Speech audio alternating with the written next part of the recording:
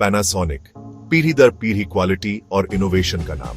इस कंपनी का सफर कमाल का है, एम्बिशन, हिम्मत और आखिर में सर्वाइवल की कहानी। 20वीं सदी के शुरुआती जापान के एक छोटे से शुरुआत से पैनासोनिक एक ग्लोबल जायंट बन गया। हर जगह घर घर में जाना पहचाना नाम। उनके प्रोडक्ट्स टीवी से लेकर वॉशिंग मशीन तक कटिंग एज टेक्नोलॉजी और भरोसे के सिंबल थे। दुनिया भर के घरों में दिखने वाला आइकॉनिक पैनासोनिक लोगो बेस्ट जापानी मैन्युफैक्चरिंग को दिखाता था। लेकिन सफलता की राह कभी आसान नहीं होती और पैनासोनिक के लिए आगे का रास्ता ऐसे चैलेंजेस से भरा था जो उसकी बादशाही को खत्म कर सकते थे। हर कामयाब कंपनी के पीछे एक विजनरी लीडर होता है और पैनासोनिक के लिए वो लीडर थे कोनोसुके मत्सुशिता। उनकी दूरदर्शिता और नेतृत्व ने कंपनी को नई ऊंचाइयों पर पहुंचाया। 1899 में जन्मे मत्सुशिता की जिंदगी शुरुआत में मुश्किलों और नॉलेज की प्यास से भरी थी। उन्होंने बहुत कम उम्र में ही काम करना शुरू कर दिया था और अपने अनुभवों से बहुत कुछ सीखा। वो इनोवेशन की ताकत और सबके लिए अफोर्डेबल, हाई क्वालिटी प्रोडक्ट्स की जरूरत पर यकीन रखते थे। उनके नेतृत्व में पैनासोनिक ने कई ऐसे प्रोडक्ट्स बनाए जो लोगों की जिंदगी को आसान और बेहतर बनाते थे।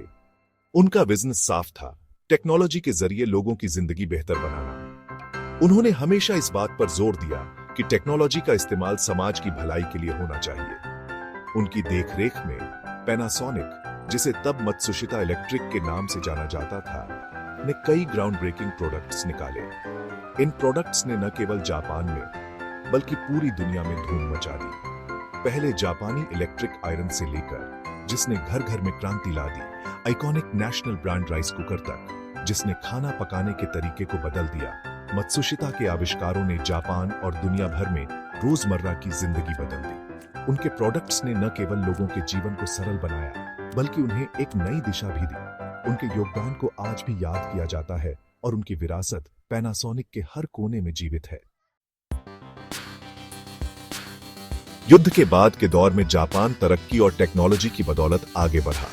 पैनासोनिक इस बूम में सबसे आगे था। इसके कारखाने तेजी से नए नए प्रोडक्ट्स बना रहे थे। कंपनी की कामयाबी लगातार इनोवेशन और ग्राहकों की जरूरतों को समझने की मजबूत नींव पर बनी थी। 1950 के दशक में पहला पैनासोनिक टीवी आया, एक ऐसा प्रोडक्ट जो जल्द ही ब्रांड का दूसरा नाम बन गया। ब्लैक एंड व्हाइट की जगह कलर ने ले ली, स्क्रीन बड़े हो गए और फीचर्स ज्यादा सोफिस्टिकेटेड हो गए। पैनासोनिक कंज्यूमर इलेक्ट्रॉनिक्स रेवोल्यूशन में सबसे आगे था। दुनिया भर के घरों में मनोरंजन और जानकारी ला रहा था। पैनासोनिक का एम्बिशन जापान के बाहर भी था।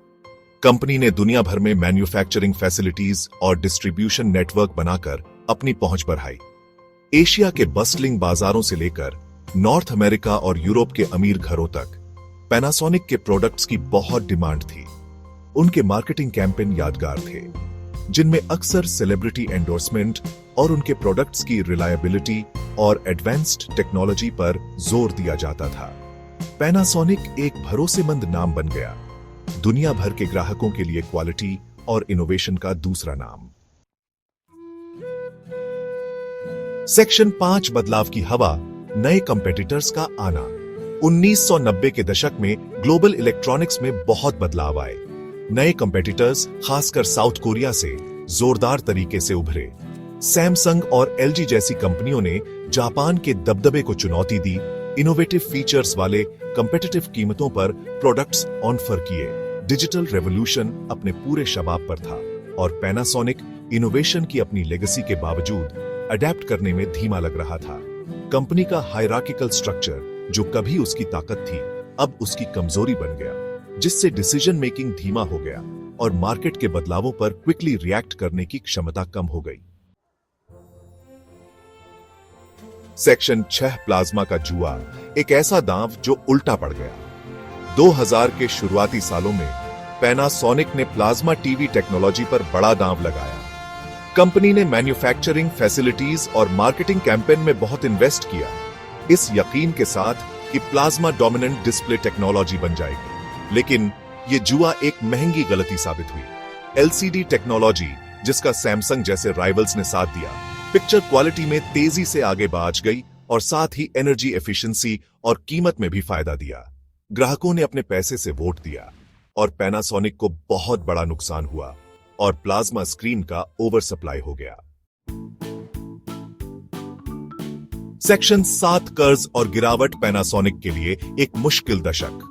2008 के ग्लोबल फाइनेंशियल क्राइसिस ने पैनासोनिक को एक और झटका दिया।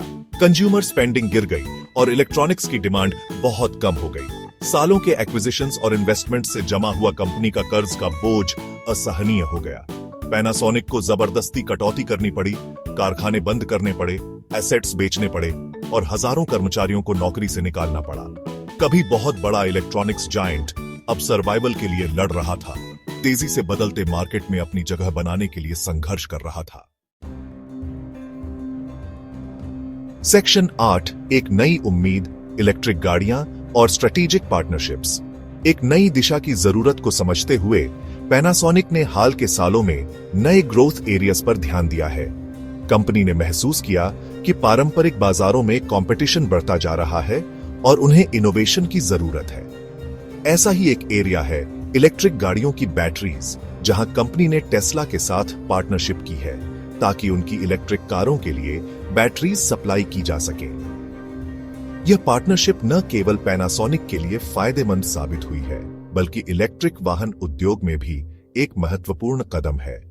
इस स्ट्रेटेजिक पार्टनरशिप ने पैनासोनिक में नई जान फूंक दी है, जिससे उसके रेवेन्यू को बहुत जरूरी बढ़ावा मिला है। इस सहयोग ने कंपनी को एक नई पहचान दी है और उसे एक अग्रणी बैटरी सप्लायर के रूप में स्थापित किया है।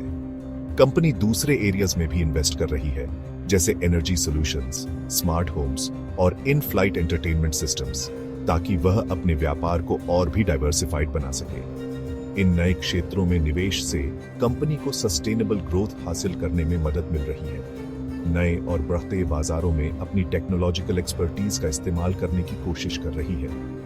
पैनासोनिक का उद्देश्य है कि वह अपने इनोवेशन और स्ट्रेटेजिक पार्टनरशिप्स के माध्यम से ग्लोबल मार्केट में अपनी स्थिति को और मजबूत करे। सेक्शन 9 भविष्य इशारा कर रहा है। क्या पैनासोनिक फिर से उभरेगा? पैनासोनिक, एक ऐसा नाम जो कभी इलेक्ट्रॉनिक्स की दुनिया में अग्रणी था, अब एक नए युग की दहलीज पर खड़ा है। पैनासोनिक की कहानी हमें याद दिलाती है कि सबसे कामयाब कंपनियां भी बदलाव के दौर से अछूती नहीं हैं। एक समय था जब पैनासोनिक के उत्पाद हर घर में पाए जाते थे, लेकिन समय के साथ चुनौतियों ने कंपनी को पीछे धकेल दिया। कंपनी का सफर कामयाबी और असफलता दोनों से भरा रहा है, जो इनोवेशन की लगातार रफ्तार और ग्लोबल मार्केटप्लेस के अनफॉरगिविंग नेचर को दिखाता है। पैनासोनिक ने कई उतार चढ़ाव देखे हैं, लेकिन हर बार उसने खुद को फिर से खड़ा किया है। आगे का रास्ता अभी भी चुनौतीपूर्ण है, लेकिन पैनासोनिक रिकवरी के संकेत दिखा रहा है। नई टेक्नोलॉजीज को अपनाकर, स्ट्रेटेजिक पार्टनरशिप्स बनाकर और अपने कर्मचारियों के साथ मिलकर कंपनी एक बार फिर से उभरने की कोशिश कर रही है और इनोवेशन और कस्टमर फोकस के अपने फाउंडिंग प्रिंसिपल्स पर टिके रहकर पैनासोनिक ने अपने ग्राहकों का विश्वास फिर से जीतने का प्रयास किया है। पैनासोनिक आने वाले सालों में ग्लोबल लीडर के तौर पर अपनी जगह वापस पाने का लक्ष्य रखता है। कंपनी ने अंतर्राष्ट्रीय व्यापार मेलों में अपनी उपस्थिति दर्ज कराई है और वैश्विक बाजार में अपनी पकड़ मजबूत की है। आप क्या सोचते हैं? क्या पैनासोनिक अपनी पुरानी ग्लोरी वापस पा सकता है? क्या कंपनी फिर से अपने सुनहरे दिनों को देख पाएगी? नीचे कमेंट सेक्शन में अपने विचार शेयर करें। आपकी राय हमारे लिए महत्वपूर्ण है।